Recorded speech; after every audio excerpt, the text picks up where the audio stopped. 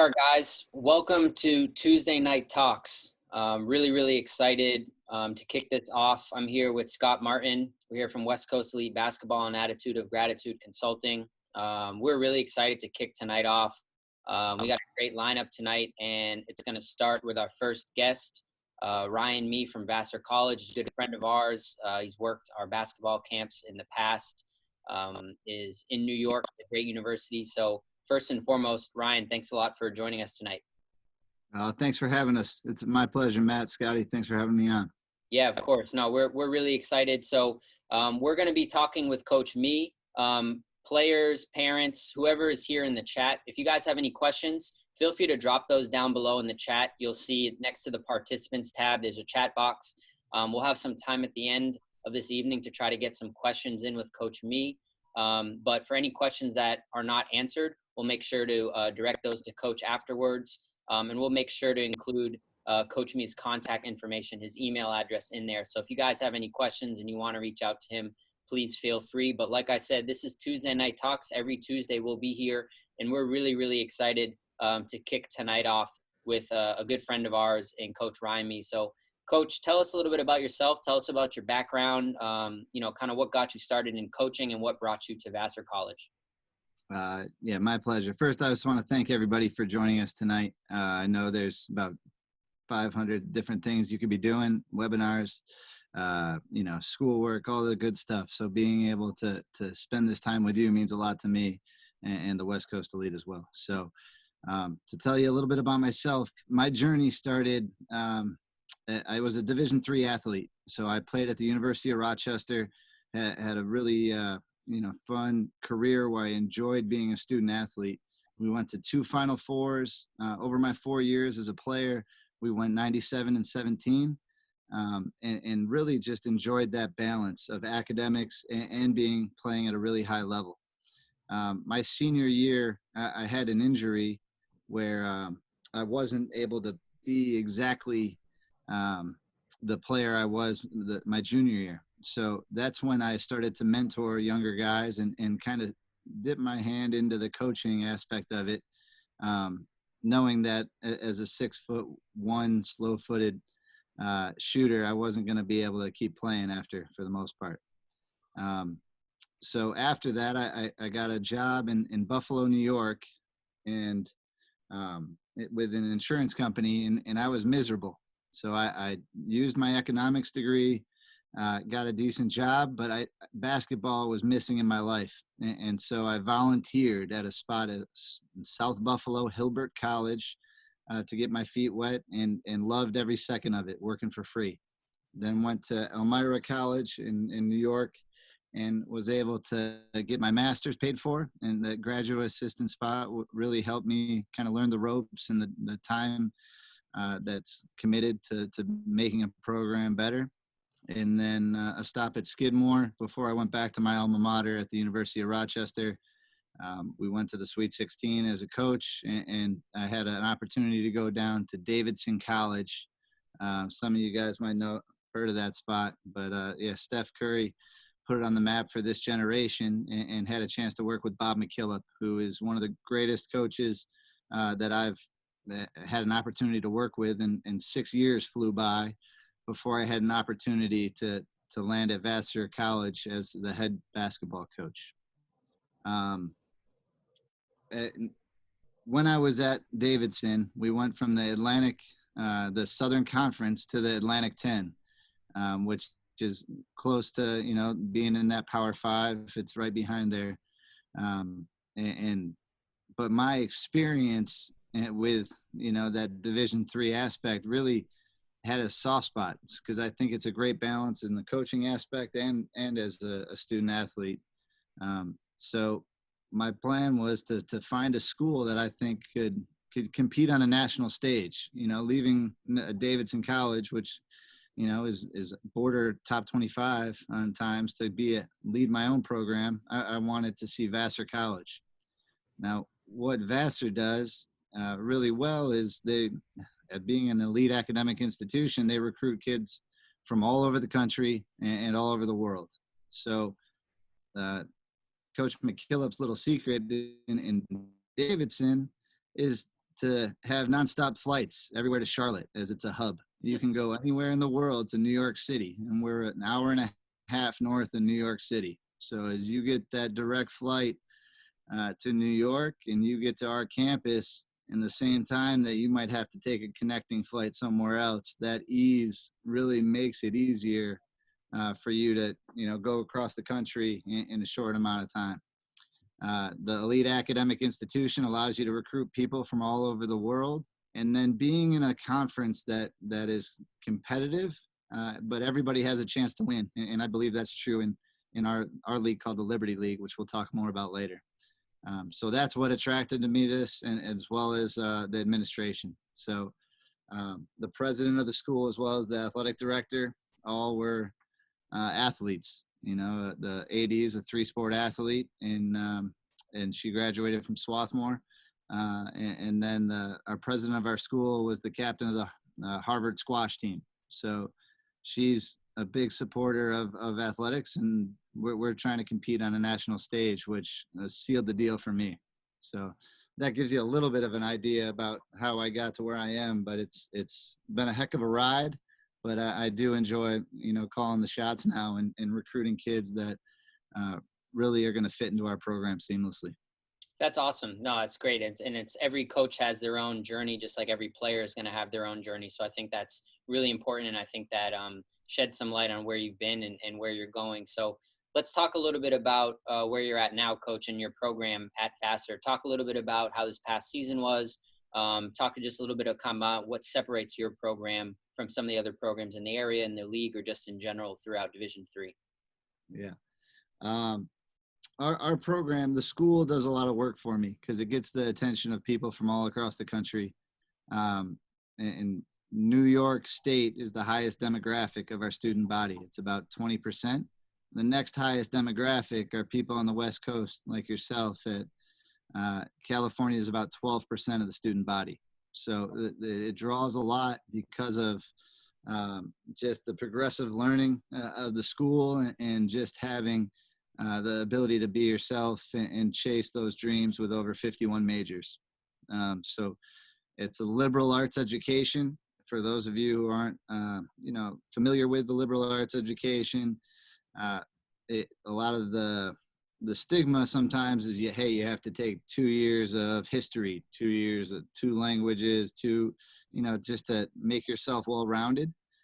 Vassar's a little different. It's an open curriculum. So your only required course is your freshman writing class. And then after that, I have to take a course in humanities. And then I would have to take a course in social sciences and then a course in natural sciences. So, if you don't like a subject, say myself, I wasn't a huge fan of the humanities.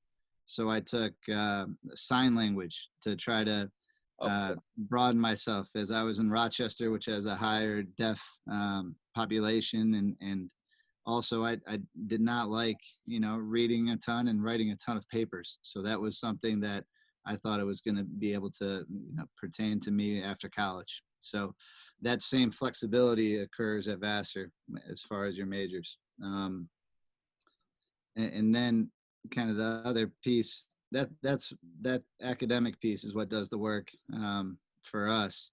As far as a program, this past year we went 11-14. For you guys, I forgot to say, this is my second year as the head coach at Vassar College. We actually had the same record both years. We were 11-14. My first year, the makeup of the team was drastically different. So my first year, I inherited a team that had 5 seniors, and we had 2 1,000-point scorers that they achieved that mark in their senior year. And we were 4-2 against the top 3 teams in the conference. But that dependability, that consistency was not there. The work ethic, we weren't there consistently. And that was something that needed to change. So those seniors got amazing jobs. One even went on to the ACC. One of our 6'10" senior. Oh, wow. From Cape Henry Collegiate. He tore his ACL his sophomore year. And we were able to find him a spot on Clemson's roster. And So he was, enjoying, a little extra gear, some nice charter flights, and he was able to go there and be an excellent practice player for Coach Brad Brownell. So that was something that's neat. And then the other 1,000-point scorer went to work at Blackstone, which is a top of the line financial institution, where he is making more money than me this day he stepped off campus. So that's our dream, to make sure you guys are able to chase the goals that you wanted, and those were the goals of those two players. And then, yeah, thank you. In year two, we brought in a class that was very large. Because of the timing of the coaching change, we only had one freshman my first year. It was one recruited freshman, and we had the 5 seniors going out. So we brought in 10 guys. It was 9 recruited, and a walk-on made it. And so there was 10 freshmen on the roster this past year, and we won 11-14. And we played hard. We worked at it. We got better as the season went on, but freshmen are still freshmen. Yep. And we were 0-6 against the top 3 teams, but we won games that we were supposed to win.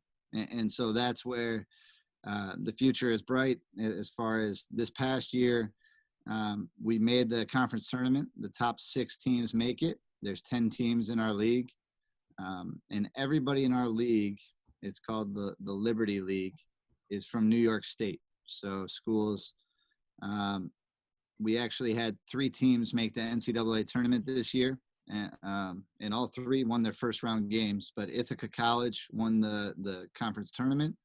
RPI, Rensselaer Polytechnic Institute, in Troy, New York, they won the regular season. And Hobart College is in Western New York. They got an at-large bid, and all 3 teams won their first round game. And Hobart made it to the Sweet 16 before the tournament was canceled. So gotcha. Well, I think the hope would be to improve from the 11-14 2 straight years and change that trend a little bit. I'm going to turn it over to Scott Martin, and Scott will ask you some questions about, what are you looking for in hopes of, improving that record for next year. Scott? Yeah, Coach. So when you're on the recruiting trail, like when you're in the gyms, going to our high academic camps, these different things, what are some things you look for other than passing, dribbling, and shooting that kind of translate to the next level in a recruit? Yeah, it's a great question. And it's funny. It's too easy nowadays to stand out for playing hard every second you're in between the lines. And that constant energy and tenacity, you stand out. And that's something that has to continue to happen. It's very easy to do. So if you're playing and you have some skills and you play hard, and the other piece of that is, are you having fun while you're doing it? Obviously getting your butt kicked is not fun, but are you a good teammate? Are you picking each other up? Are you able to make your teammates better? Those are the things I look at very closely. And I actually, it doesn't sound great, but if you face some adversity in a game, I enjoy watching you and how you handle that adversity. That's something I'm seeing. Hey, how is he bouncing back from that turnover? He just had a tough call, and how did you communicate with those officials? So all those intangibles are things that you're going to be faced with in college. And all the best players from the local high schools, they're the only guys that are playing college after that. It's that 3% of high school basketball players are playing at the collegiate level. So what's separating you? And especially if you're not 6'10", you got to do these small things to try to do that. So in doing that is that being able to pass outside your body, right? Like, because people are going to be bigger, faster, stronger. Can I make that pass outside my body? Am I still throwing that chest pass right here when that elite defender is on you? Those little things and are stuff that I'm consistently trying to evaluate. But as we get to select our teams in the recruiting process, I need to make sure that locker room is huge and it's tight, because if you get a couple bad seeds in that locker room, it goes south. You got to be able to lose a couple games with those guys and know No, and face 100%. that I mean, adversity. those bad seeds can, tank a season really quickly. So when you're talking about off the court, what kind of attributes are you looking for in a basketball player that's not athletically related? Any personal attributes, academically, anything specifically that you look for that's, not basketball related? Hmm. Obviously, what we're trying to look for that's tough to put our finger on is being intrinsically motivated.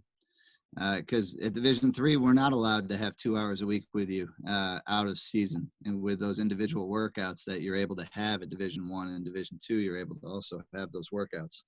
So, and sometimes that shows with having those leadership positions that you can have.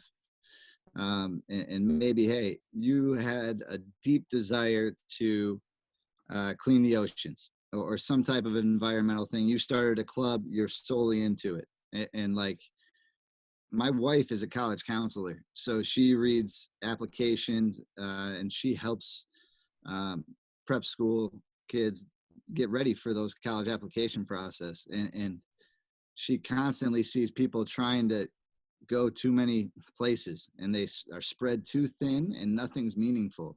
And college admissions can kind of sniff through that. If you're just doing something to check a box, they'll call you out on it. So to make sure that you're passionate about what you do and try to make a difference, those are things that I'm looking at when I'm getting those resumes mailed to me. Oh, that's huge. And especially in the age of social media, do you take that aspect into account too? What players have on their Instagram, their Twitter, their TikTok, whatever it is. Do you Yeah. look at those things?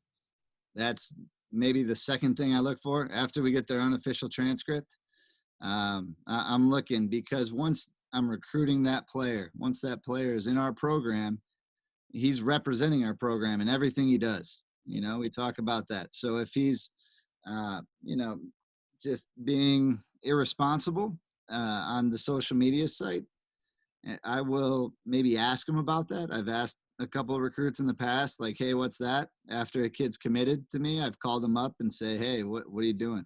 Take that down. Like, and it's something where it wasn't like harmful in any way, shape, or form, but it was talking about his teachers dropping the ball or something. Like, it was this place of blame in places that it's not benefiting everybody. So obviously think before you post on all occasions, because like it or not, Coach McKillop's saying, you're always on stage, and it's something you have to accept.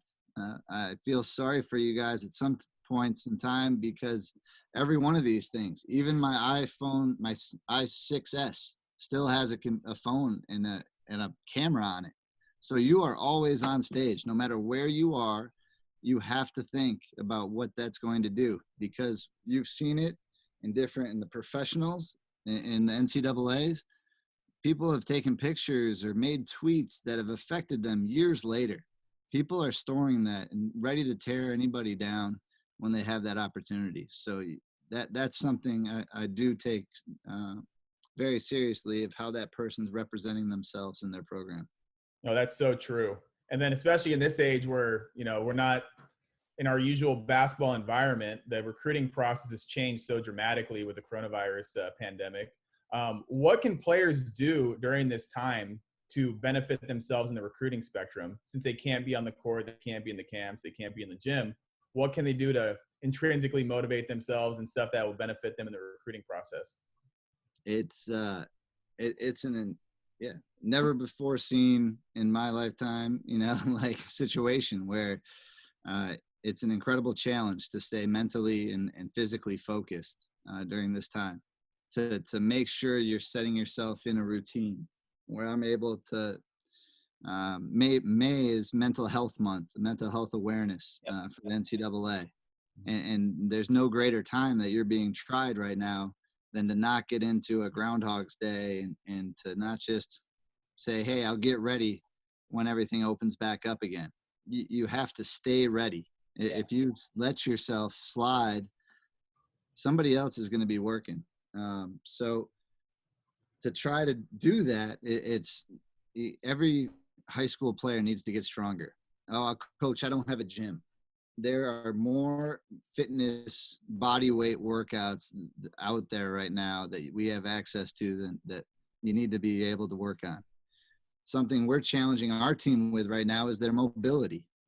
It's a constant session where, hey, there are thousands of YouTube channels that you can get on your yoga, work on your hip flexion, be able to sit down in a stance, be able to guard somebody and finish. And that your body control is incredibly important in the game of basketball. So that mobility aspect is almost even more important. When I was talking with a colleague the other day, this is going to be the tightest handled generation ever. Like Kyrie is going to be like, some of the kids from this generation right now are getting their handle tighter than Kyrie probably. And that's great. You need to have it on a string to make decisions. So working on your handle is incredibly important. One of the freshmen rising sophomores on our team was out at a park in like mid to late March. He picked up $120 ticket, because he was shooting at the park with no warning. So obviously we don't want you running from the police or shooting at parks you're not supposed to do. But we do want you to improve your skill set in that manner. And then to take that mindfulness piece definitely has to stay strong. What would your recommendation be to reach out to coaches? What's the best way to get on a coach's radar during this time? Emailing, videos, like what's kind of the good recipe that you've seen for a kid to get noticed when I'm sure you're getting tons of emails from possible recruits and outreach? Yeah.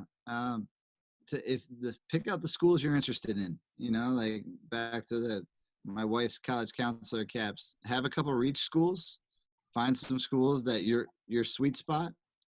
And then, so like if my reach school, it might be an Ivy or a Patriot that I really want to be interested in. And then it's, hey, what are some schools that are similar to that?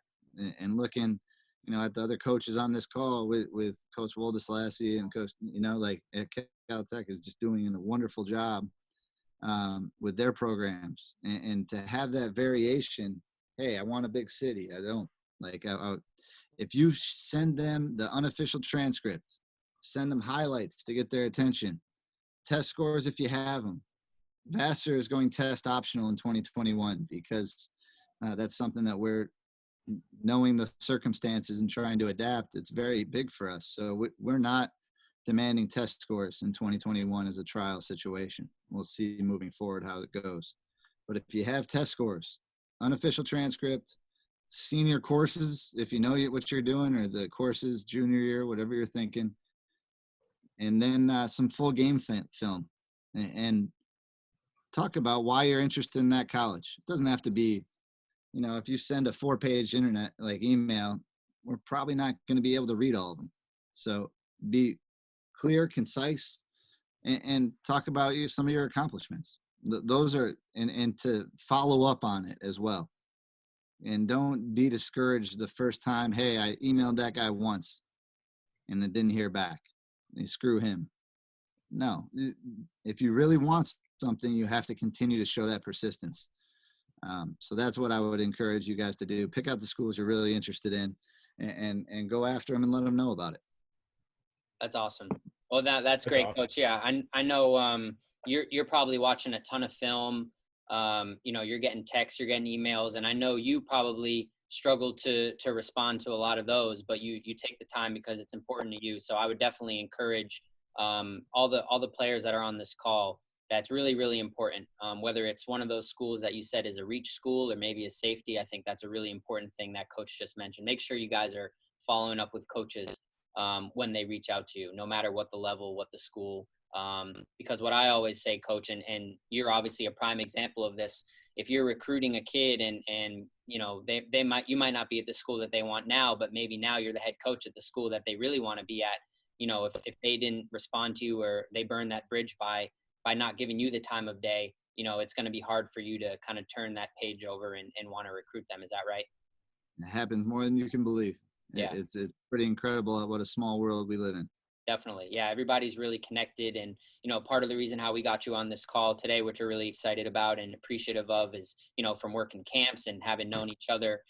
So that's awesome.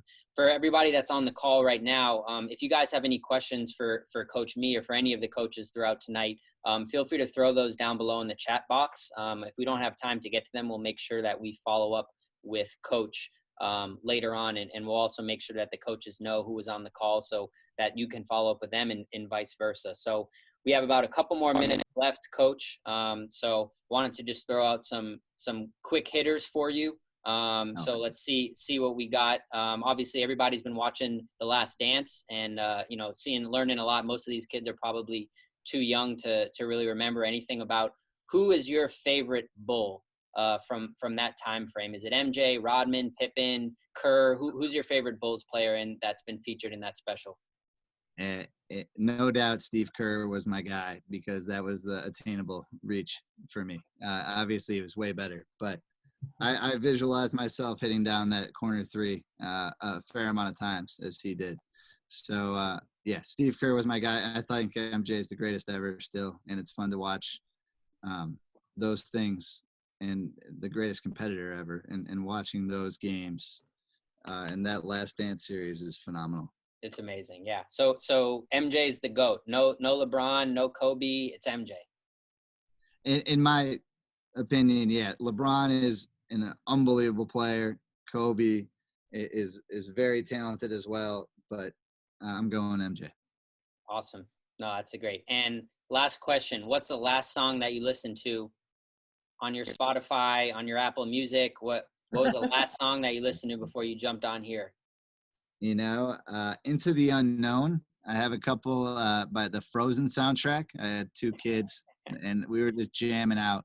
It was a 4-year-old and a 2-year-old daughter, and my 2-year-old daughter's just screaming it. Into the Unknown. Love it. That's amazing. That's awesome. Well, hey, Coach, I really, really appreciate you coming on tonight. Thank you. It means a lot to us to be our first speaker here on Tuesday Night Talks. We've been really excited to have you at some of our camps, and we hope to be able to get you back at some camps, when we return to being able to run them. If you guys, anybody that's on this call, if you have any questions for Coach Me or you want to follow up, check in the chat box. Scotty posted Coach's email in there and his social media. Coach does a really great job, like he said, of responding. So he wants to hear from you guys. So please feel free to follow up with him. And like I said, after the call's over, we'll make sure to let him know who was on so that, we can connect you guys. But Coach, any last words before we check out here? No, keep working hard. And as tough as it is to stay focused, try to get just a little bit better every day. And again, thank you guys for having me. It was a pleasure. Please reach out if you have any questions. Didn't get to talk about everything, but there's a lot of great schools out there. It's about finding the best fit for you. Definitely. Yeah. And what's the website, Coach, for guys if they want to learn more information about Vassar? www.vassar.edu. Perfect. And be able to get everywhere you want from there. Awesome. Thank you. Thanks a lot, Coach. Appreciate it.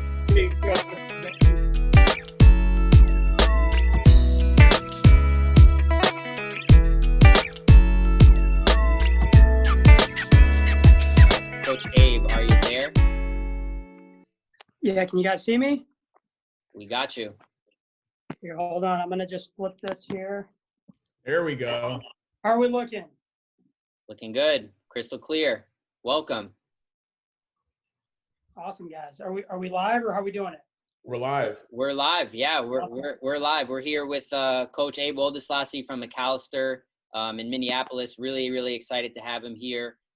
Coach Abe, first of all, thanks for being here. And just to give us a little bit of a background, you have a pretty unique story. So tell us a little bit about kind of where you played and everything that kind of led up to, where you're at now at Macalester.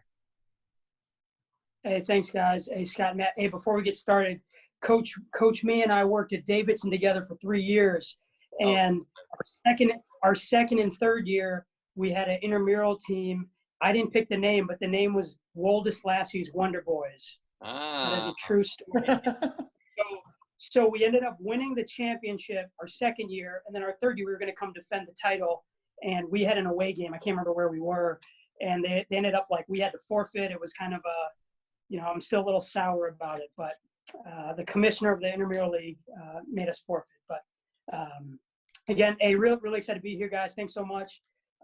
Become very good friends with you guys, Matt and Scott, and just finished year 2 at Macalester. So I grew up in Minneapolis. This is home. I'm very proud of being from Minnesota. I talk about it a lot, and graduated from Macalester in 2008.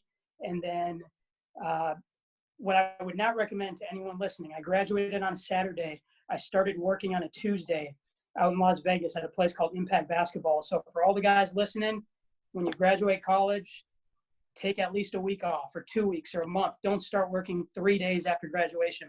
That's a terrible idea. But I did it because I was so eager, because I love the game, and I got a chance to work at Impact. And really neat being out there. As you guys know, in the summertime in Vegas, there's the NBA Summer League, and a lot of NBA players live out there. So I was able to work with high school players, college, international pros, and NBA guys. So I did that for 2 years, moved back home, decided I want to get into college coaching, applied everywhere, D1, D2, D3, NBA jobs. And I ended up getting 2 offers in the same week, one at a school in California, one at a school in Maine. And I know you guys are in California right now, but I ended up taking the Maine job. Oh, man. Some people, everyone said I should have went to LA, but, I went with the school that I felt was the right fit. And so I ended up being an assistant out there for 2 years, amazing place with Coach Gilbride, and ended up going to Dartmouth after that. So I was the director of ops at Dartmouth. And so director of ops is like a 4th assistant, more or less. So in Division I, you only have 3 full-time assistants, and then you have some support staff, video coordinator, director of ops, player personnel, all that. So was at Dartmouth for a year. And actually going back to Coach Me, he was an assistant at Rochester when I was an assistant at Bowdoin. And so we became friendly. He left Rochester, went to Davidson. Again, I left Bowdoin, went to Dartmouth. A spot opened up at Davidson, and he ended up putting my name in, and thankfully Coach McKillop hired me. So 3 great years at Davidson. I know Coach Me touched on that. And then I got my first chance to be a Division I assistant at Siena College in Albany, New York. So moved around a lot, and it's amazing, as you guys know, where the game can take you. I know, Scott, you're from California. Matt, you moved around as well. But ultimately, it ended up bringing me back home. And so it was great to have prep school experience, Division I experience. But at the end of the day, I knew that being a head coach was what I wanted. Division III was the right balance in terms of the academic piece, the basketball piece, and the social part of it. And it was home. So just really, really excited to be back. That's awesome, Abe. And tell us a little bit about what it's like for you. Obviously, you know Macalester well, having gone there and now coaching there. So tell us a little bit about the school, and then also tell us a little bit about, like, what is it like coaching at a place that you once, were on those same sidelines? Well, first things first, we're going to bring this up because we all know it's true. Minnesota winters are cold. It's what it is. Thankfully, you're in a gym, right? We start practice in October.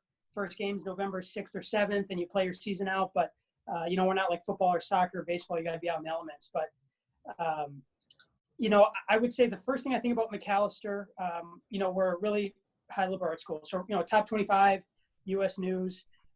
It's very, very challenging. But I think, like anything in life, I think most people want to be challenged. I don't think many people want to take the easy way out. And I think when you go to a place that's challenging, you're really surrounded by bright, passionate, caring people at Macalester. So we have 2,100 students, all undergrad. Your first 2 years, you live on campus, and then your junior, senior, you can live off campus.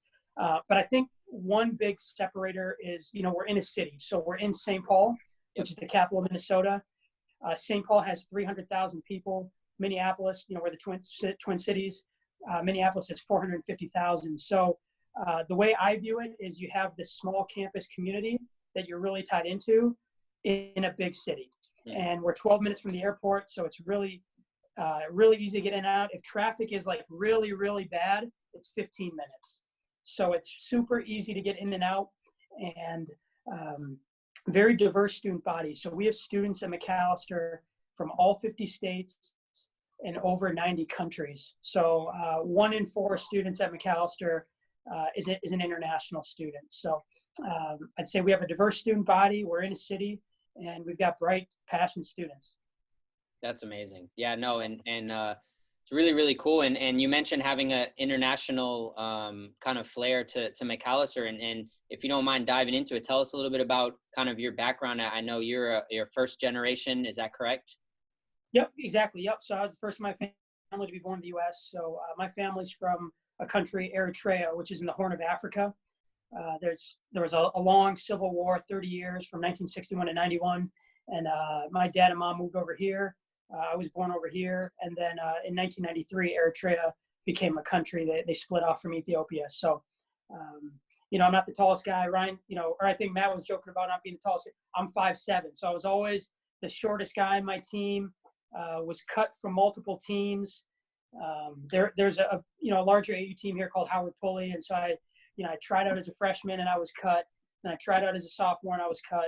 And then finally as a junior, I was able to make it. So I think, like anything in life, being persistent is so important. And there are times you're going to get knocked down, and there are times where maybe a high school coach may not believe in you, or an AU coach or whatever. But I think if you're persistent and you continue to fight through, really good things can happen.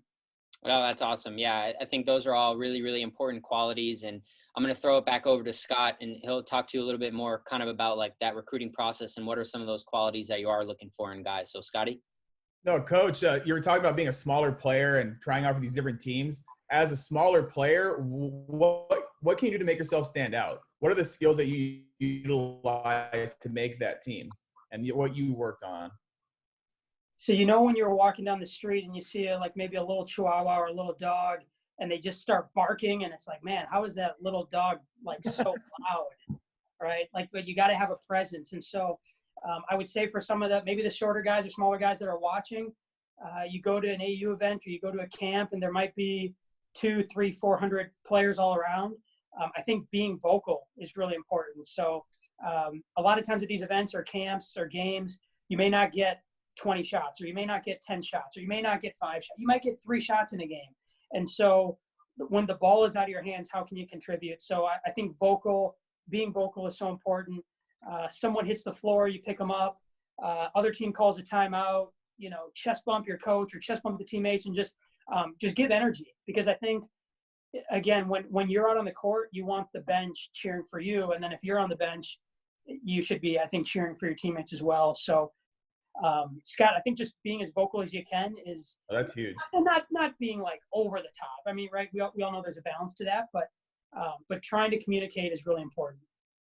What other offensive skills you look for? If it's not dribbling, passing, shooting, the basics, what are some other things you look for skill wise? I know you mentioned passing. I take really big pride in passing. I mean, for me, that's almost number one, because again, you may not get as many shots as you want, but I think the vocal piece, I think that's something that's underrated. I think every coach has their thing, whether it's rebounding. I worked for a guy, Jimmy Patsos at Siena, who was obsessed with rebounding. There are coaches he's pretty vocal, huh, Abe? He's extremely vocal. You can go on YouTube and find tapes of him from years past. But some coaches really love screening. Ryan talked about Coach McKillop, and a lot of times he'd say, you help somebody, you help yourself. So you set a really good screen, someone back outs, both defenders go with him, and then now you're wide open. But I guess I would say for me, I think the being vocal thing's really big, just because it shows that what's going on.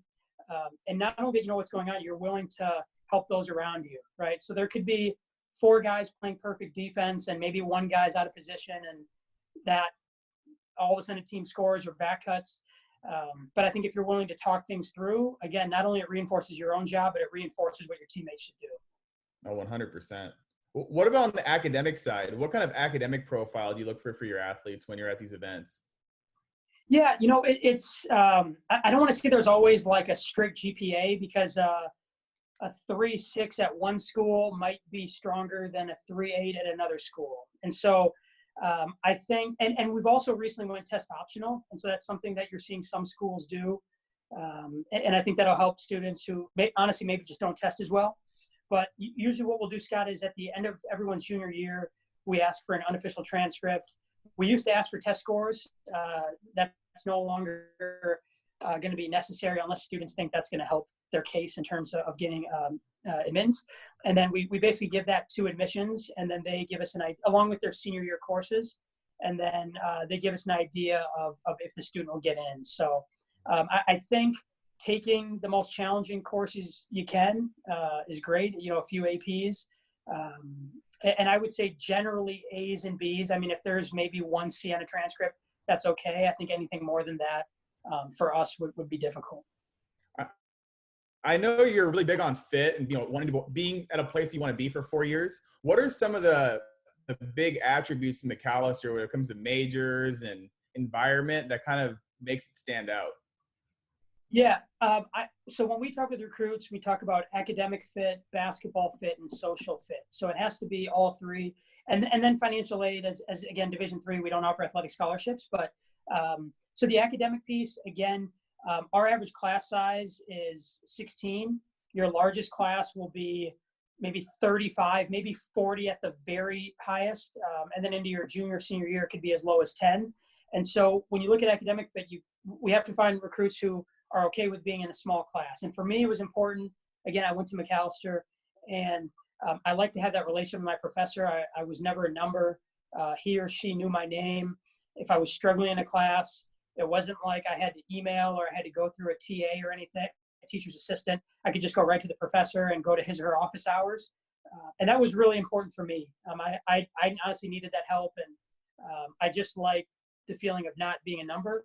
And again, being a student athlete, there are times we don't miss a whole lot of class, but if for some reason we're missing because of a game or a late practice or whatever, because you have that relationship, you're able to work around some things. So yeah, we have, if you can look on our roster, you just go Macalester men's basketball on Google and then click roster, but you can see everyone's major. We had 13 players on the roster this year. 6 were economics majors. We had 1 English major, 1 media and cultural studies, 2 physics majors. And then again, you don't have to declare till the end of your sophomore year. Oh, that's huge. It makes it a lot easier. I mean, I went to private school for my master's degree, and being a smaller class size has helped me a lot too. So I see that connection. And then there's a good and a bad, Scott, because they know what you're missing. Because you try to sleep in like Matt Elkin used to do. No. And now all of a sudden, the professor knows you're gone. So it goes both ways. That's definitely true. And then obviously with this whole coronavirus thing, what are some things that make kids stand out, especially when they don't have a lot of film? What are some other things they can do to make themselves stand out in the big pile of recruits? Yeah, I think it's important just to reach directly out to the coaches. Again, you can any school. So I know, like Coach Me at Vassar, you could Google Vassar Athletics and then go to staff directory or Macalester Athletics. And I know Doc with Caltech's coming on, but you can find everyone's email. You can find everyone's office phone, which again, I'm actually in the office right now, but usually I'm not just because of the COVID. But I would say reach out to the coaches and just, whether that's honestly Division I or Division II or Division III, reach out. And I think if you go Division I, reach out to maybe the assistant coach, and then D2, D3, probably the head coach. But just let them know of your interest. And there are always questionnaires you can fill out on each website. But I think reaching out and showing interest is really important, especially with the fact that a lot of these camps and tournaments are canceled at least through May and June. I know, that's awesome. And I know you said you worked for Impact with Joe Bunasar and did that. What are some lessons and things that kids can apply at the high school level they learned at Impact? Yeah, I think and Coach Mead touched on it a little bit earlier, but just the importance of work ethic. And, I think you can get a lot out of a 40-minute workout. You don't have to be in there for 3 hours and you're kind of going through the motions. So, one little thing is, like, if you're shooting by yourself, the ball shouldn't hit the ground more than twice, right? Like, that's because if you shoot and, you're shooting from the corner, everyone knows this, and you miss long, you just kind of shrug your shoulders. You got to go run and get it. And so maybe make it a goal of saying, hey, if every shot, it's not going to hit the ground more than twice. I think if you're able to be smart with the social distancing and maybe work with a partner, I think that's great. Work on things that you're normally going to do in a game. So, sometimes you'll see a trainer maybe and they're doing 8, 9 dribble move. It's like, I get you're maybe doing that just for repetition, but in a game, you're probably not doing that. So 3 dribbles or less, just be really, really efficient with your moves and your creativity, and work on things that, again, we tell our guys in practice, like get all your mistakes out in practice. So once the game hits, you're confident. So, maybe you're not as confident going left. So just this spring and this summer, obsess over going left and work on left-hand finishing and work on, we called it rondo fakes, where you kind of, rondo would kind of sell it and then finish the other way. Of course you want to work on everything, but I think work on things that you're gonna do in the game. Yeah, that's awesome, Coach. So I'm curious about, so you mentioned you've been at Dartmouth, you've been at Davidson, Siena, and now Macalester. So having seen players, I'm sure a lot of the players that are at the Division III level have, aspirations of maybe playing at the Ivy League or Patriot League or whatever the case may be. So for you, what was some of the biggest differences as you were on the recruiting trails or working with players? What were some of the biggest differences that separated a Division I Siena kid from a Division I Dartmouth kid, or a Division I Dartmouth kid from a Division III Macalester? What are some of the kind of the things that differentiate kids in your eyes? Sometimes, Matt, and I'm putting my fingers really, really close here. Yep, I see that. It's that close sometimes, right? Between maybe a low D1 and a high D2, or a mid D2 and a high D3. And I'll just tell you a real quick story. So I was at Bowdoin for 2 years. I coached a guy by the name of Will Hanley. We're still very close to this day. And Will had like very marginal Division I interest as a senior. He ended up committing early Decision I to Bowdoin because he felt that was the right fit academically, basketball-wise, all that. So, he ends up playing a lot as a freshman, starts every game as a sophomore, starts every game as a junior. And I was with him his last 2 years, so his junior and senior year. Starts every game his senior year. I thought he should have been player of the year. Someone else got it, which no problem. They honestly ended up having a few more wins. But Will wanted to play professionally, and so he ended up going over, playing in Spain for a few years, 3rd division, got bumped up to the 1st division. And for some of you guys who know, that ACB is the top division in Spain. So Rudy Fernandez, Ricky Rubio, the Gasol brothers, Serge Ibaka, they all play, Luka Doncic, all played in the ACB, right? And so I told Will if he ever made the ACB, I was going to fly over to Spain and see him. And so in his 2nd year playing overseas, he makes the ACB. And I couldn't make it that year because of timing. So then his 3rd year, I end up going over, and I go over to a town, San Sebastian, northern Spain, really beautiful, get to see him play. And remember, this is a Division III guy who had 0 Division I offers. And I'm watching him play against a guy by the name of Kristaps Porzingis. And he ended up outscoring Kristaps Porzingis. And this is a guy who was a Division III player. So when I say sometimes it's that small, it really can be that small. And for him, he felt it was fit. So sometimes it's maybe a guy was hurt and wasn't able to play in the right AU events. Sometimes it's he developed late and he grew a couple inches. A lot of people know about Duncan Robinson, who started out at Williams College, grew like an inch or two, ended up going to Michigan, ended up now he's starting for the Miami Heat, right? He's in the 3-point shoot contest All-Star weekend.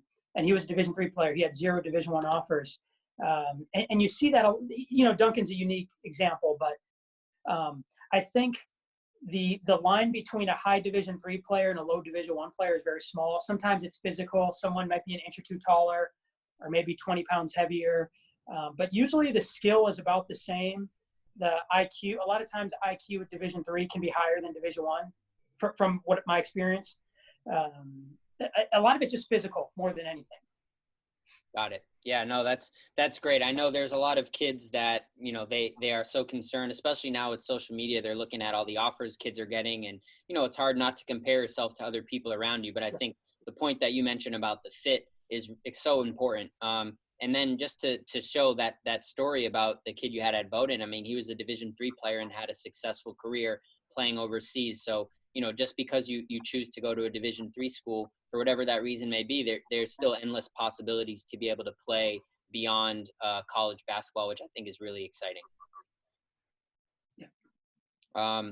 Well, so Abe, we're getting towards that point in the chat. Again, if anybody has questions for Coach Woldeslassie, feel free to throw those down in the chat. We've had some questions that have been coming through, but again, we appreciate you being here. And before we let you go, have some quick questions for you. We talked to Coach Me about the GOAT debate, so to say, MJ, LeBron, Kobe. Please give us your thoughts. Are you on Team MJ, Team LeBron, Team Kobe, or other, Team Abe maybe? Yeah, I think those three, me and Scott Martin with Matt Elkin as six man, would win the NBA title every year. But, I'm not going to play that game because too many people do that. What I would say, I like all three, and that's not a cop-out.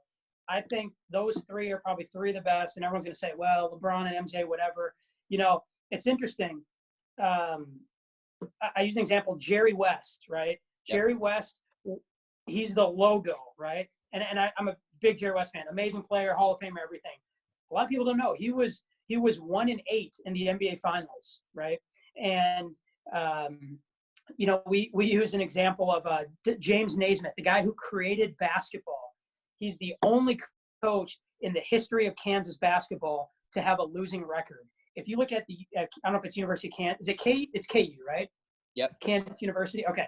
Yeah. If you go all the way through time, men's basketball, Kansas coaches, there's only one coach that has a losing record, and it's the guy who created basketball, right? So to get back to your original question, I take all three. They're all on my Mount Rushmore, and I'm going to throw Magic Johnson in there. Although I do think Magic is fourth, to be very clear. But I'm taking all three. Okay, I like that. For you, favorite sport to watch or play besides basketball? Man, after college, I really got into tennis. So I like to think of myself as for someone who was never like really classically trained in tennis. I love it. I actually went golfing for the first time on Sunday in a long time. I shot a 111, which some people might think that's really bad. For me, that was actually pretty good. So I was happy with that score. And but I like tennis. I really, really like tennis. So. And last question for you, Coach. What is, obviously having been in the area for a long time, what is one of your favorite parts just about the city of Minneapolis for anybody that's interested in applying to Macalester or living in that area? I know for me, I went to undergrad University of Wisconsin. A lot of my friends ended up moving to Minneapolis after they graduated and had an amazing time. So what's one of your favorite things about the city that you love so much? I think the people are great. A lot of times you'll hear saying Minnesota nice, like people say hi to you when you walk by them. It's both the Twin Cities combined. We have 4 major professional sports teams. We haven't had a championship since the Minnesota Twins in 1991. So we're about due for a title. I know Matt Elkin is spoiled with the New England Patriots, but I think and the Red Sox and the Celtics and yeah, exactly. So I just want one. We do have the Lynx have won a few titles, and we got some good minor league sports. But I would say that it's a good balance. We're not as big as New York City. We're not as big as LA. We're not as big as Chicago. But we have a lot of those same things, but maybe without some of the, we don't have traffic. It's pretty affordable in terms of bigger cities and very easy to get around, things like that. So. Awesome. Okay. And real quick, one more last question for you, Coach. This was in the chat box. So obviously it's a big transition going from, senior year to freshman year in college. And a lot of the student athletes on this call right now, are going to have to go through a big transition jumping back from, having missed a lot of time due to the COVID virus. So, when you're looking at people transitioning from their senior year of high school to college, what are some of those biggest obstacles, and what do you think guys can start doing now to help prepare themselves for that transition?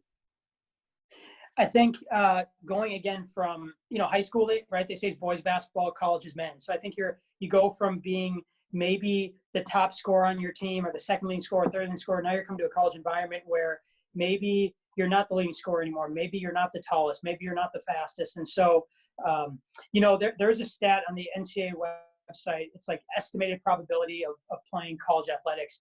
And for every 100 high school boys basketball players in the United States, for every 100, only 4 go on to play D1, D2, and D3 combined, right? 4 out of 100. It's 3.5%, so we round up to 4. that's not including NAI, that's not including JUCO, but it's really, really challenging, even at the Division III level.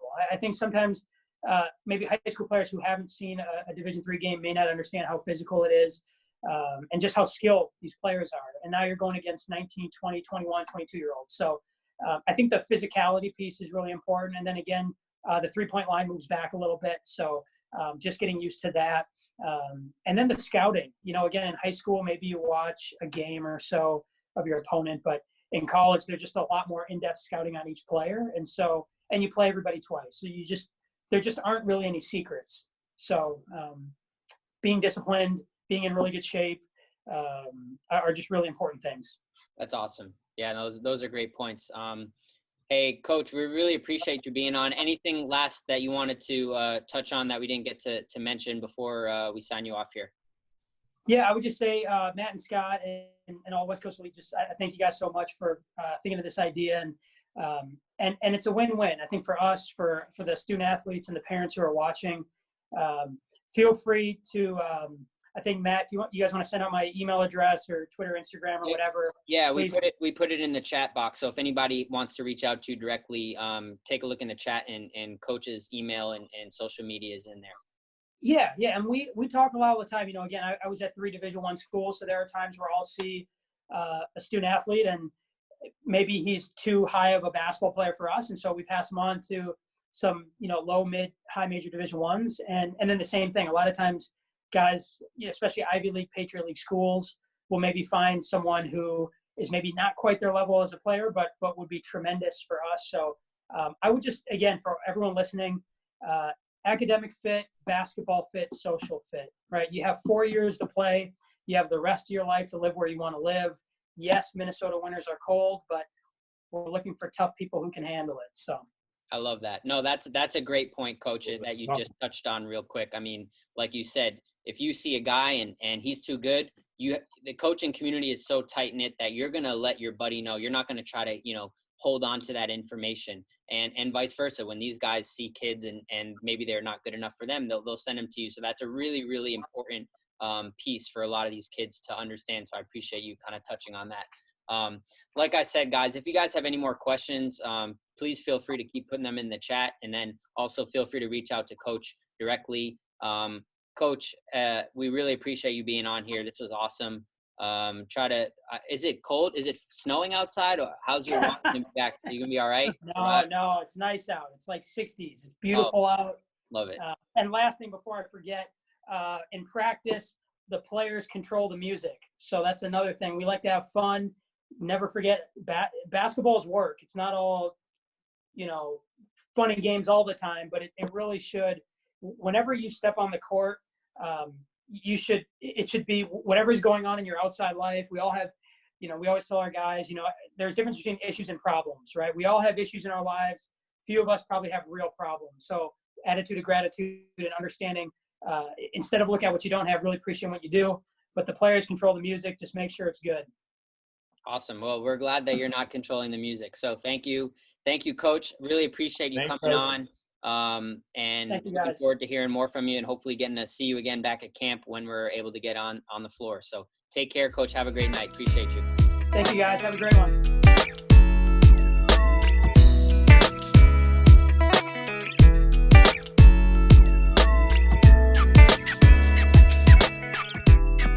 And last but not least, we saved the best for last. We are here with Coach. He goes by many names. Many people just call him Doc, but Coach, really appreciate you coming on today. Coach Doc Eslinger from Caltech. Welcome. Well, thank you guys for having me. It was really enjoyable listening to the last 2 coaches. Those are quality guys, stand-up guys, class acts, and known them for a while. So I had a really good time listening to those first 2 talks. So props to you guys for setting this up. Appreciate it. Thanks, Coach. Now we appreciate it. And obviously we have a lot of West Coast kids on the call tonight. So it was great to have so many people tuning into a program from New York and a program from the Midwest. But now we're here. We're on the West Side. A lot of people are probably familiar with Caltech and some of the program, but there might be some people that are not as familiar. So first things first, Coach, give us a little bit of background about yourself personally, where you're from, where you've been, and kind of what led you up to getting your position at Caltech. Yeah, well, I will do that. And the first thing I want to say too is, obviously, I'm sitting in my house, and there's a happy birthday sign behind me, and we have 3 kids. So if I awkwardly get distracted, it's because one of our kids is coming down from upstairs, needing something. So I apologize if that happens. No, I've been here at Caltech since 2008.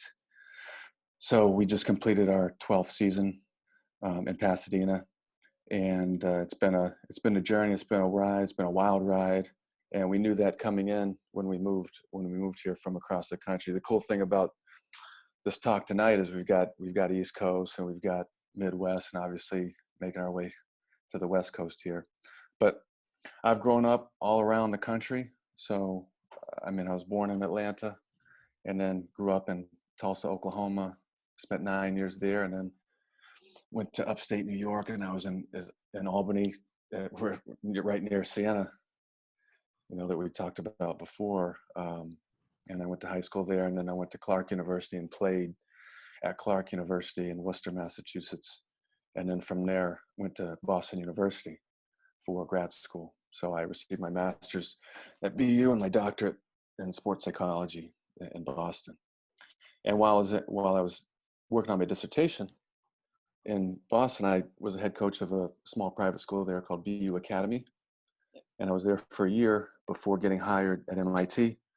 And I was at MIT for 6 years and ended up becoming the associate head coach there, working with Coach Anderson, who's been there for, 25, 26 years now. And like I said, in 2008, got the job over here, and off we moved. So it's been an adventure, and we basically, we took over a program that wasn't very successful at all, and was a laughing stock, really, of college basketball. Literally, we were the worst team in the world. But I knew that coming in. We laugh, but it's true. I mean, you imagine a 60-point deficit margin of loss, and leading the country in turnovers. You don't want to lead the country in turnovers. That's the one stat you don't want to lead it in. But this was when I came in, and so we've gradually built it. And, I think now it's a highly sought after program, and a lot of people want to play for us. And, the big key here is do you have what it takes to get admitted academically? We have some really good players now, and just over the last 3, 4, 5 years, we've made considerable strides. And this year finished 9-7 in league, which is the best, in 66 years. And you might say 9-7. Well, what's the big deal? Well, when Caltech was on a 300-game losing streak in conference since 1985, it's a big deal. So,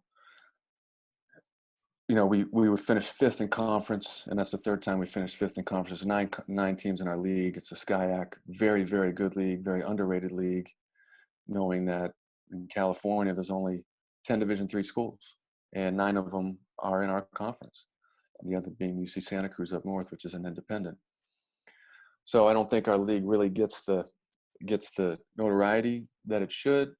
When we play non-conference games, it's not like you can just take a van down the street and play a non-league game. So it's either we're flying somewhere, or they're flying into us. For instance, this year we took on a hefty schedule this year. Like I said, we were very successful in conference, but we played in a non-league. We played three schools, 3 teams that ended up advancing to the Sweet 16. Wow. And so our strength of schedule was sky high, and we were very competitive in those games. But that's where we're at now. We need to take those. We need to play those teams. We need to play those. Seek out the best opponents in the country, and go battle them. And so, leading into next year, that sets us up pretty well. Sets us up pretty well. That's awesome. And you've been at Caltech for a lot longer than 2 of the previous coaches that we mentioned that were relatively newer. And I was reading online. It seems like you've in the time that you've been at Caltech, obviously you've turned the program around in a tremendous way, but you've also set, was it over 145 individual and team records that were set in the time that you've been at Caltech. Is that accurate? Yeah, that's accurate. I don't know if I can share the screen. If I share the screen, does it take up the whole thing? You guys know, or Try it. Let's see what happens. let's just experiment for a second. Hostess. I guess I can't host disabled attendee screen sharing. So I guess you guys have to enable it if we were going to do that. Let's see what happens if I make you Okay. a co-host. Let's do it. Oh, there we go. Try it now. Man, you guys should have been at Caltech. Always trying to be innovative and creative. Okay. Oh, here we go. Yeah, we're in. Do this Yep. all right? Yep. Okay, so this is an experiment, fellas. Let me see if I can get to the actual slideshow and see what comes up, because that reminded me of something I wanted to say. So everyone can still see the three of us here while they see the screen. No, they don't care about us. They just care about you, Coach. So they can. Oh no, they got to look at you guys. You guys are handsome West Coast elite guys. Come on now, don't sell yourself short. So I had a let's see, trying to get to the next slide. Bear with this. There we go. So I'm not going to go through all this stuff. I was just my philosophy is just be over prepared. So whatever you guys want to talk about, whatever questions come up, we can get to it. But so Matt, you said 145 plus. I guess it's accurate because that's what's on the slide. Wow, look at that. You guys can see that. So yep. I mean, we started setting records, and every year, because we're just getting better and better. And every 1 or 2 years we do something else that's pretty spectacular, because nobody thinks we're supposed to win a game. When you're talking about the kind of student athletes we have and how hard it is to get into Caltech, period, and then how rigorous it is actually while you're here. So when we're talking about it with recruits, they say, well, how hard is it? I say, it's going to be hard, but usually the kind of student athletes that we want and deserve to be here are those guys who will take on that challenge. So, there going to be some tough weeks where you might not sleep that much and you have two conference games to play that week. But we've done a better job over the years trying to manage all that and figure out how to operate most effectively. But as you can see, like this past year, we shoot a lot of threes. So we shoot almost 30 threes a game. And when you're talking about 60 field goal attempts or whatever, 65 field goal attempts on average, that's a lot. And Wall Street Journal actually did a story on us last year on the number of threes we're taking. But the thing is, we really care about our defense. We spend half the practice is defense, half is offense, but we get so detailed and have been so creative with the way we teach our tactics and our techniques. So that's why I say, we're pretty good from 3-point. Our 3-point defense against opponents was second in the conference this year, fourth for overall field goal percentage. And then last year, I was very proud of the fact that we were top 10 in the nation in fewest turnovers. As I mentioned at the beginning of the talk, when I came in here, Caltech was averaging 26 turnovers. Well, last year we averaged about 10. And that allowed us to get off to a very good start in non-conference last year when we were 6-3.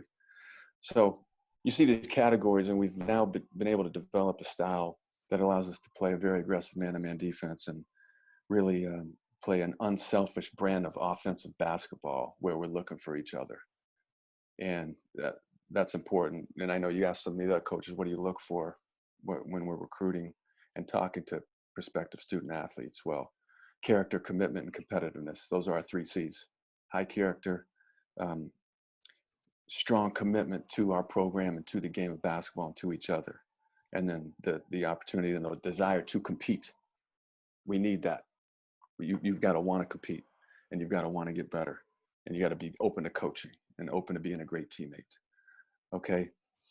So yeah, we've just made great strides, and our goal is like anyone else. We want to win our league, and we want to advance in the NCAA tournament. And Yep. The players we have now, they're committed to that, and they desire that, and they want to develop, and they want to be great.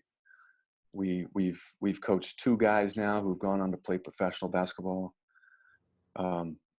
We just had one of our players this past year was named All Region by D3 Hoops. So that's the first time that's happened at Caltech as an underclassman. We've had at least one in the past who was a senior. He was named all reason, but we had a junior. So it's just it's a great family of student athletes. It really is. It's awesome. Well, two players playing overseas or playing professionally is big time, but I'm sure some of the careers that a lot of your graduates are entering is kind of really, really impactful for them and for their families and for the rest of their lives. So, obviously all of us want to play basketball, but that ball stops bouncing eventually. For all of us. So it's, how are you setting yourself up for life after that? So that's, I'm sure, something that's really important for a lot of your student athletes. That's right. I mean, Matt, you must have, did you have set a bug in the screen and you saw my next slide or something like, because you're forecasting what we're about to Just trying to help you out, hit. Coach. That. There it is. No. Yeah. I mean, we want guys who love the game, but we also have to have guys who really care about the education, and in particular, a focus on STEM, a focus on anything having to do with math and science. We want people who want the math, who want the physical sciences, who are interested in engineering, who want to go into computer science. Half our roster goes into computer science now because that's where the bling, ching ching, bling bling, Yep. whatever we call that is. And so you see on the screen that besides all the great stuff that happens on campus, I mean, these are the places that our guys go to work and have internships. And we're talking a summer job at Caltech is not your normal summer job. And I've talked to you guys about this too. I mean, Scott, we talked about it over the summers. I mean, what are these guys doing? Well, they're making $30,000 at Facebook as a summer job. So I think any of us would have taken that summer job, if we could have. I worked the Sam Perkins basketball camp in Albany, New York. That was fun, but it wasn't $30,000 when I was in college. But Baller TV, I mean, I'm sure a lot of people, I mean, we all know who Baller TV is now, but Baller TV was started by a friend of mine. It's right in Pasadena. It's a startup in Pasadena. And a lot of Caltech former athletes work there, and they have internships there. So Boeing engineers and the big guy in the picture here, Nasser Al-Ray, 6'10" from Qatar. He's an engineer at ExxonMobil. He's one guy who played pro basketball and plays for the Qatar national team. But he's out in the Midwest somewhere at ExxonMobil. Facebook, Google, Microsoft, Scorpion's a local place up north here where Michael Edwards, who's the all-time leading scorer right now at Caltech, first recruit I ever had, scored 1,581 points at Caltech, and he works at Scorpion. But yeah, Snapchat, Tinder. We've got a few guys there on a Tinder team, Uber. So that's why I say the world is yours. We haven't had one guy graduate who didn't get his dream job.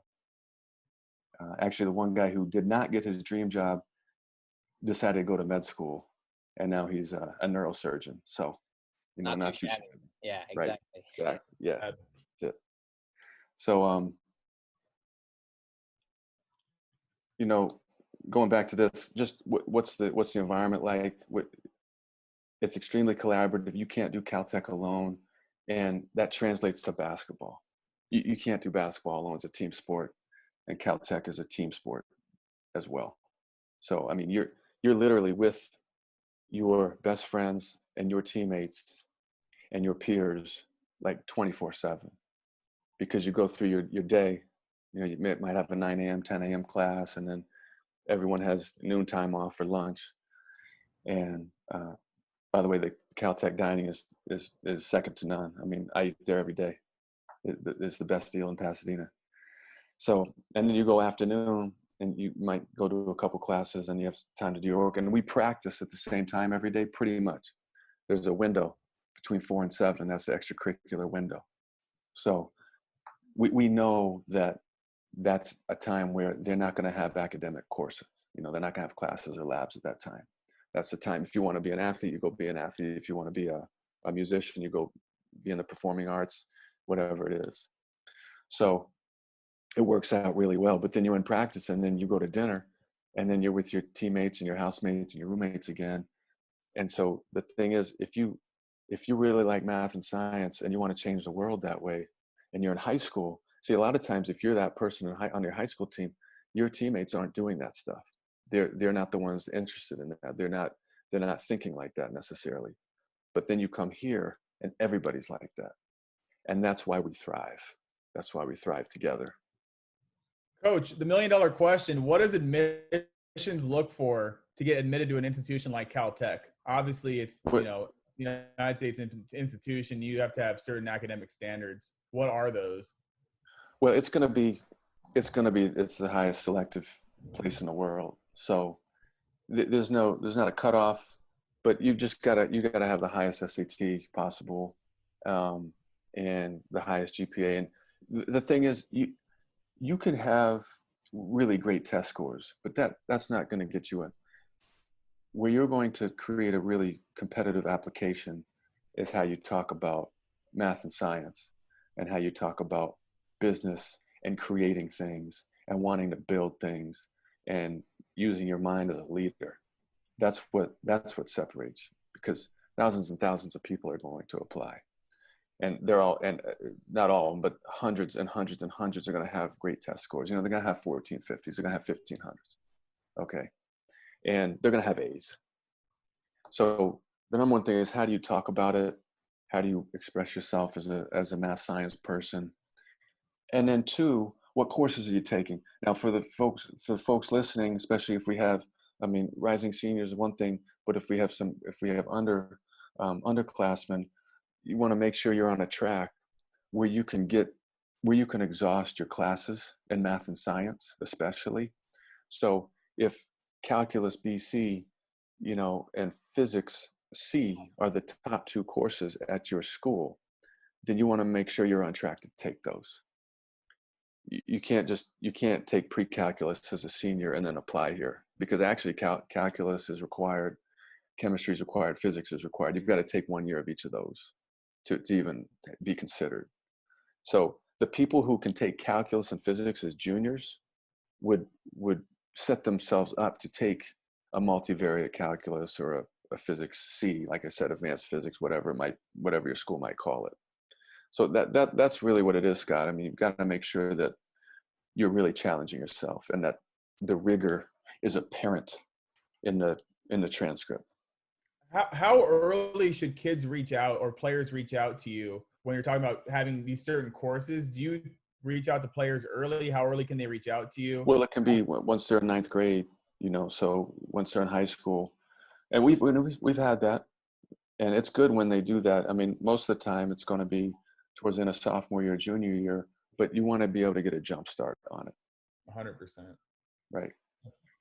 And with the balance, people might be at, because we get this all the time. Well, how do people balance what we're doing, right?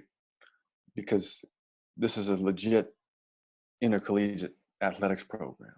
So we care about winning, we care about success, but we also, you see on this slide, the NABC, National Association of Basketball Coaches, they give out a Team Academic Excellence Award. That's based on your GPA every year. I think it's got to be a 3.0 or 3.2 team GPA. Well, it's only been going for 7 years, but we've gotten it every year. And that's our team GPA, and that's at Caltech. That's amazing. What is the team GPA? What's that? What was the team GPA? Oh, it's always over 3.5. Okay. That's awesome. It's always been that. But to have 57 academic all-conference players and 32 NABC honors court, that only goes to juniors and seniors. You can see that, just how high level of a balance it is, amongst the other athletic honors we've had. Yeah, and Coach, you mentioned briefly before just about, for certain kids, that balance between basketball and schoolwork, requires them to have late nights, or, how do your players balance the rigors of, going to such a tough school with all the high demands that you also ask of them on the basketball court, and just, socially being student athletes on a campus like that? How do your student athletes manage that? Well, it's kind of like I mentioned before. It's the philosophy of who we recruit and who we look for. We need to identify people who we think can handle it, and we spend a lot of time talking to our recruits once we get into nuts and bolts. Like, this is what it takes, and then they're looked after. I'm a guy who cares about education. All our coaches care about education, and the support on campus it's unbelievable. I mean, nobody has what we have in a smaller environment where there's such great networking that you're taken care of. So you got TAs and you've got open office hours from faculty, but it's really the peers. Our seniors and our juniors are the ones who help our freshmen and our sophomores. They've taken all those courses. They've gone through a core curriculum. All the freshmen go through a core curriculum. Then you select your major at the end of your freshman year, like somebody else said on the talk. But and then you're not glued into that. You can change it. But there's always someone that can help. But I have to educate the guys. Hey, have you asked for help? Have you asked for help? And it's more than you got to go knock on the door. It's not a text. I mean, everybody likes to text now, or send messages through Instagram or whatever it is. But you have to be able to communicate. So that's one thing we have to teach the future leaders how to communicate. And if you can have that open line of communication, that goes with basketball, and that goes with what you're doing academically, and that's setting yourself up for the next 40 years, like Brian Silver likes to say. Yeah, exactly. Making that 40-year decision. So I tell our guys, look, it's going to be tough, but it's going to be fun.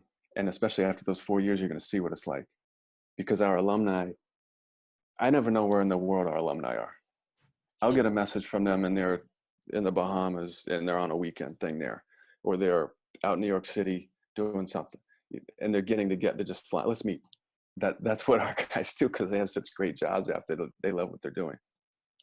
That's awesome. Well, and sorry, go ahead, Coach. I didn't mean to cut you off. Well, what I was going to say, if there's any people often ask, what's our playing style? How do you coach basketball? Well, I love teaching a game. And if anyone's ever been to our basketball academy, they know how much I love teaching. I get the shirt out right now, actually.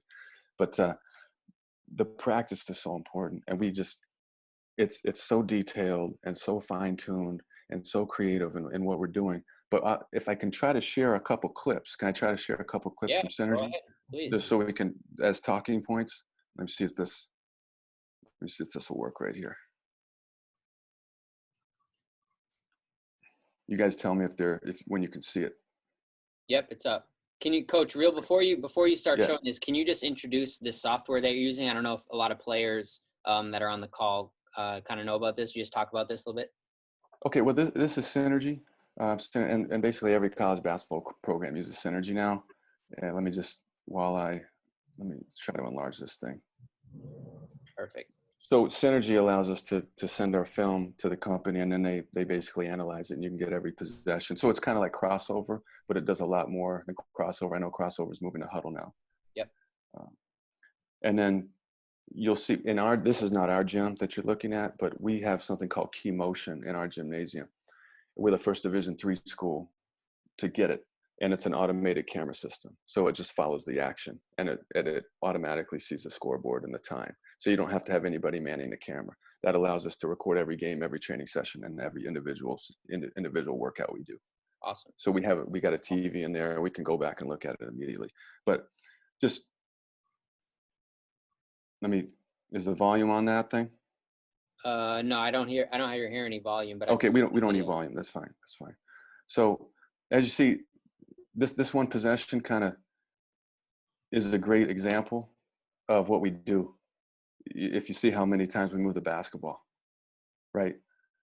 And this is part of, we run a lot of different stuff, and it's based on our personnel, but we want to be unselfish, and we want to move the ball around. And like I said, we're trying to make great shots. Can you guys see that okay? Yeah, that was a great possession, Coach. Yeah. So then what I really want to talk about is how we want to go defense, offense, defense. So you're going to see now how our defense really allows us to get out and run and space the floor. I know a lot of people, they try to do that, not everybody can. And so we spend a lot of time on a skill work that's involved in how do we get stops? How do we make it so difficult for other teams to score and then get out in transition and get easy buckets? But we have basically three segments of our offense, but right now you're just seeing all the early offense. That was off of a make, and we get the ball and we go. This is a nice one because it's just, like I said, we're getting to spots. We're trying to fill our personnel tendencies and strengths, and we're sharing the basketball. Yeah, I love that. So, I mean, as these are going, guys, if you have another question you want to ask, and we've got a few minutes left. So, yeah, just a couple more minutes left. I think that this is awesome. I mean, this is just great. Again, like I'm sure, Coach, just out of curiosity, about how much time do you spend with your players or just individually with your staff watching film, watching clips like this, or scouting stuff like that? I can tell you right now. I think that's it right there, so I can clear out of this. Hold on one sec, Matt. Yeah, you good. Let me end the screen share. Such a great possession. You might as well show it again. I could. A lot of paint touches. It looks like the ball almost touched every kid's hand. That's awesome. Yeah, I'll keep it going then. But like you're saying, with film, guys, we watch film every day. We do something with video every single day, whether it's an individual session, but I'm talking about in team practice, we show something every day. So it might only be 3 minutes, it might be 5 minutes, but sometimes it's 10 if we're dealing with, depending on the time of year or what month it is. If it's going through scouts, maybe we go through a scout of the other team and then we show some of our stuff. But that's a great way to teach. It's a great way to learn, and it just provides instant feedback. And so I've always said, look, if you want to be great, we will make you great. It just depends. You want to be a pro basketball player? We'll make you a pro basketball player. Like, so we had 2, and we're going to have, there's some more coming up. If you care about being all conference, if you care about being a part of this legacy, we're going to do that. So whatever your goals are, whatever your goal is, I'm going to take it one step further. That's awesome. Character, commitment, competitiveness, your 3 C's. What is one other kind of idea or philosophy that you really try to impart on your guys on a day-to-day basis? Well, those 3 C's are what we talk about when we're recruiting. Once you're here, once you're in our program, then we go to the 3 T's: talent, toughness, togetherness. So once you're here, we're going to develop your talent. We're going to make you tougher. That's physically and mentally. And we do mental workshops. And, my background's in sports psychology, so that's why they call me Doc. But it provides a unique perspective for our guys, And I'll help any student athlete or anybody at Caltech. It's not just basketball players. If another coach comes to me and says, hey, can you talk to this person? I'd love to. And that togetherness is so important, especially for us, because it's a tough place to be, because it's so challenging. We've got to figure out ways to stay together. This past October, I think our second weekend of practice. I mean, guys, people who are, if you're not from California listening to this, I mean, we went and did a beach workout. So we were down at Hermosa Beach, for a couple hours. That was our practice. But talk about a great team bonding experience. Yeah, you weren't doing a lot of beach workouts back at MIT, were you, Coach? No. Great place. Boston's awesome. But I mean, we were inside 5-6 months. Yeah, that's Coach. That's awesome. How do your guys approach the off season, since you can't be with them all the time? Is that a together thing too, or how do you guys approach that when they're not in the gym with the coaching staff? Well, what we try to do is, like I said, we try to teach them as much as we can while we can be with them during the 19 weeks of the season. And we can talk to them as much as we want there, except for the 1 day off per week. But then we're allowed to have an individual meeting outside of the season. The NCAA at Division III level, you can have 1 individual meeting and 1 team meeting. So in the individual meetings, that's what we've been doing the last couple of weeks via Zoom, obviously. But we say, look, what's your workout look like? How do you want to get better? These are the things we recommend. What's your dream time entail? What is your dream? What do you want to do? And so then we will devise those individual workouts. But we can't make them do that. And we can't mandate it. We can't require, we can't check up on them and make sure they're doing it because of the rules. But we have motivated guys. So, and they know that they're playing for, they're working for playing time now. They're trying to win the league too. So they're intrinsically motivated. And I know the other coaches talked about that's what they look for too. I mean, you want to try to find guys who are going to want to be in the gym as much as they can. Yeah, that's awesome, Coach. Well, in the interest of time, I know we do have some East Coast guys that are staying up extra late to hear you talk. So, I'm Appreciate really it. appreciative of that. And hey, if guys want to know more information about Caltech, where's the best place to get in touch with you or to learn more about the school? Well, I think you guys put it up there, but my email is hoopitup@caltech.edu. You just email me. I'll get back to you as soon as I can. Hoopitup@caltech.edu, and then we have our social media too. But I try to get on those responses as soon as we can. But also make sure that you fill out the recruit form on gocaltech.com.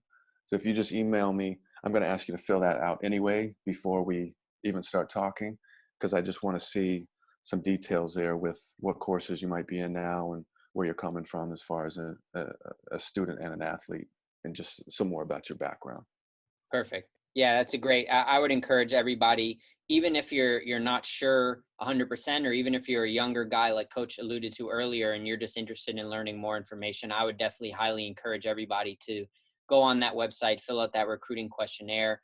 It's a great resource to give Coach just an idea of what type of student you are, what type of player you are, what type of person you are. And those are really great for coaches. Like he said, he gets a ton of emails all the time. So that's really helpful for him, I can only imagine. So, like I said, guys, the chat box, Coach's email is in there.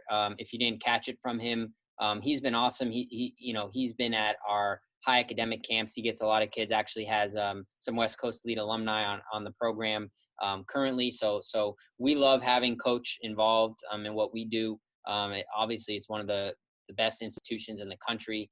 And Coach is a great basketball mind, and is doing a lot of things at a high level off the court, as well as he talked about with the mental workshops and things like that. I think Coach Me alluded to this being Mental Health Month. So, there's a lot that we can think about and talk about that goes in beyond the court, especially while all of us are, at home figuring out other ways to better ourselves beyond just, on the basketball side of things. So obviously, with these three coaches that we've had tonight, and capping off with Coach here from Caltech, you guys should all be really motivated to stay in your schoolwork, really be committed to your academics right now. I know you guys are all working individually on your games as best as you can, and trying to improve your bodies, but stay in your schoolwork. That's what's going to separate you from a lot of these schools, especially a program like Caltech and in a school like Caltech. So anything last words, Coach, before we sign out for the night? No, I mean, you guys, this was just such a great idea, and it's another way not to just introduce students to great coaches across the country and great programs, but it's a good way when we're feeling confined right now too, and what a good way to connect. So props to you guys for doing this and putting it on, and inviting me and the other fellows tonight. I thought it was a really good eclectic blend of what Division III basketball is all about. Not just Division III, but what college basketball is all about. So honored to be here. And as I'm talking, I'm getting lots of good feedback already. There's people following us now, more people following us. I'm getting some messages too. So Great. That's all you guys for putting it on. Great stuff. Of course. No, we're happy to do it. And like I said, look, we've been selling everybody. Hopefully we'll have a chance to get back on the court soon enough and doing camps and things like that. But if guys need any more information about Caltech or about Coach here, his email's in the chat box. Any of the questions we weren't able to answer, we'll make sure we forward it along to Coach. And last thing, Coach, was it your birthday behind you? Whose birthday were we celebrating? In our house, we go April. No, we go March, April, May. We skip June. We go July, and then we go October. Okay. So if we just leave that thing up, it's going to be somebody's birthday. But a recruit somebody asked about the other day whose birthday is it, and the way I'm looking at it is, right now every day is a new day. So it's happy birthday every day. I love it. I love it.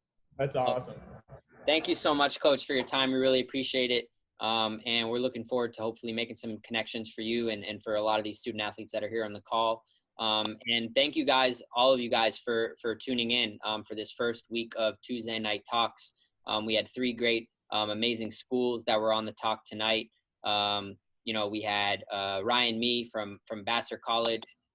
We had Abe Woldeslassie from Macalester in Minneapolis, and here Coach from Caltech. So we really appreciate all you guys for tuning in tonight. Hope to see you again next Tuesday at the same time, 7 p.m. Pacific, 10 p.m. Eastern. We'll have 3 more great coaches coming on, and looking forward to hopefully getting you guys all back for that. Coach, thanks again. Really appreciate your time tonight, and looking forward to seeing you again soon. Thank you guys so much. All right, have a good night, guys. Take care, Coach.